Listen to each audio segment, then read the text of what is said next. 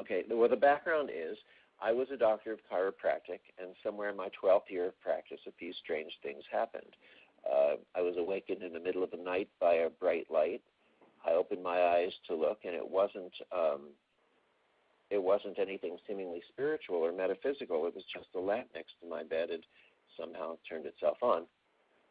At the same time, it felt as if people were in my home, which I can't explain what an uncomfortable feeling that is. Let's just say that I got up with a knife, a can of pepper spray, and my Doberman Pinscher, and I went hunting.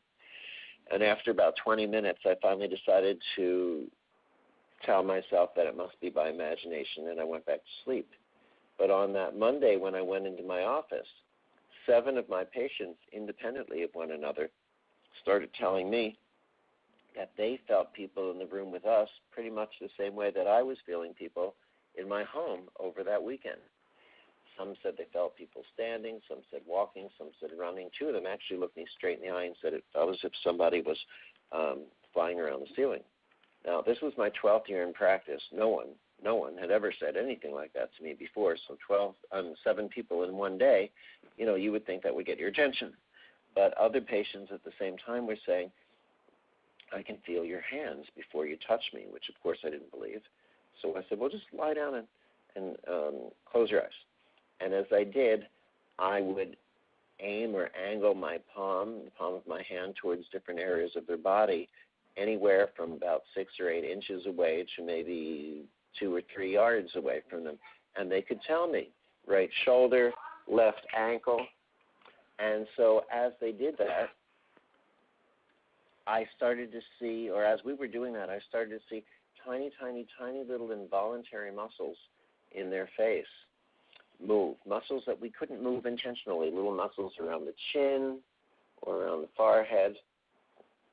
Then I would start to see their fingers move or their feet move. As this continued, their eyes would rapidly dart back and forth.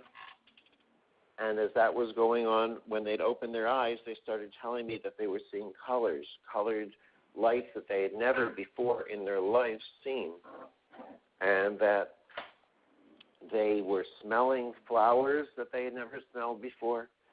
And suddenly, they started reporting healings, real healings. They were getting up out of wheelchairs.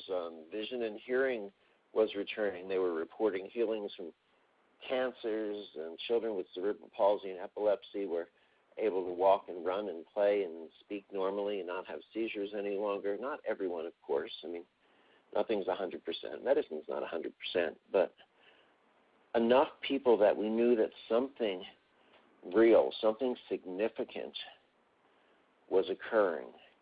And so as this was going on, people started calling me up and saying, what did you do? And their doctors would call and say, what did you do? I said, I didn't do anything, and don't tell anybody. And, of course, the more I said that, the less people paid attention to it, and the more they talked.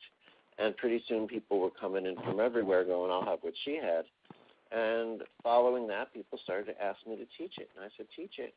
You got to be crazy. I'm standing there waving my hands in the air looking like an idiot. You go outside, wave your hands in the air. Let me know what the neighbors think. But more and more of my patients would call and say that when they got home, they drove up to their house and their automatic garage door opened before they hit the automatic door opener button. Or they walked inside, their lamp or their television started turning itself off and on.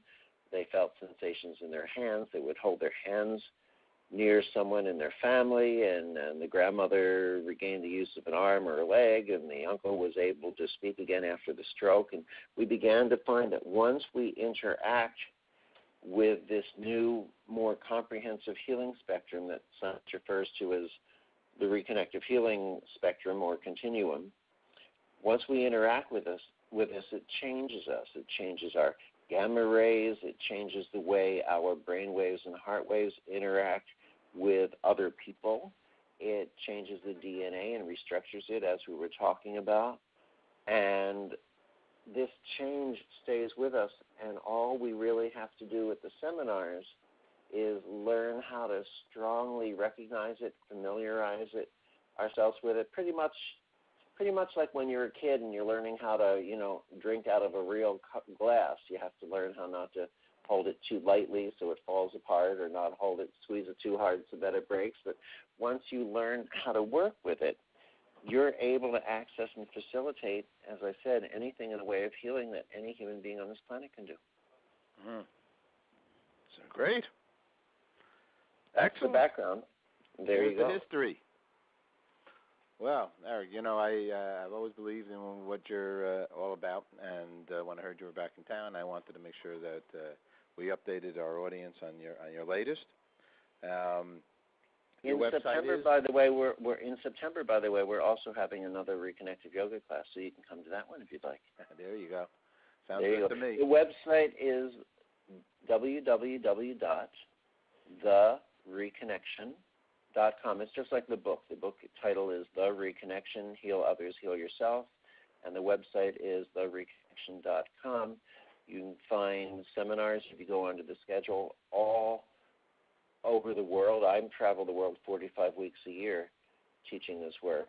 And basically the main thing that it's about is that it's a new gift. It's a way to transcend our energy healing techniques. In other words, to be transmodality, to rise above the need for the techniques, for the microscopic approach to it, and to open up to something far more comprehensive, as science says.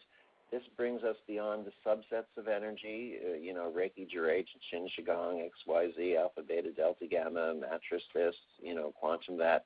It brings us beyond those fractions of energy into something so broad that it encompasses all of energy and moves beyond it into light and information, and yet there is no technique. There's no technique whatsoever, and the gift of being able to transcend technique is the only requirement for being able to access something that's comprehensive. I'm looking at the website. You are everywhere. Oh my God. I just flew in from Peru.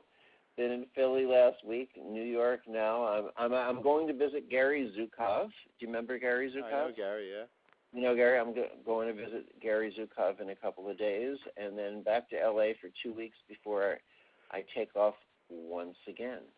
So here the main things are, we're going to be doing the Reconnective Yoga Workshop here on August 6th, and then New York, we're going to be September 24 and 25 giving the Level 1-2 seminar, and there'll also be another Reconnective Yoga Workshop just before that on, I think, Friday, September the 23rd.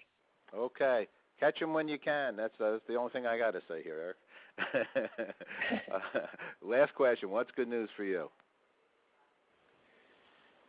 Good news is always exciting about the research. To me, that's the most exciting thing. I just got back from St. Petersburg, Russia, where we worked with the Olympic athletes. One of the U.S. researchers here was horrified. He said, "How can you work with Russian Olympic athletes?" And I said, "You know what? Working with healing and working with athletes has no borders." I said, "You want to put me in front of the American Olympic athletes? I'll work there too." But, it was very fascinating because we were teaching doctors how to do reconnective healing there. We've trained about 75,000 people so far, and a good, I would say, 20% of them or so, about 15,000, are mainstream healthcare providers, doctors, nurses, physical therapists. And so we were teaching the Russian doctors how to do this work, and we were using the Russian Olympic athletes as models to demonstrate on. And Russia has a lot of red tape, so it took a little while to get there. But 4 days prior to the event, one of the athletes broke his leg, and we really didn't have time to replace him. And he decided to come in anyway, hobbling in a lot of pain on crutches with his leg in a cast. On the second afternoon, there was no pain, there were no crutches, and they couldn't find any reference, any indicator that there had ever been a fracture in that leg whatsoever. So needless to say, they're doing an expanded research study now. They've shown that the Olympic athletes actually changed their blood levels dramatically, and the athletes that we worked on, all of their speed, their strength, their eye-hand coordination, their timing, all of that increased dramatically. So we're looking forward to expanding this into working specifically with professional and high-level amateur athletes. Fantastic. I love the passion. Eric, thank you very much for sharing good news with us. Thank you very much. Look forward to seeing you again. My pleasure. Take care. Bye-bye. Bye-bye.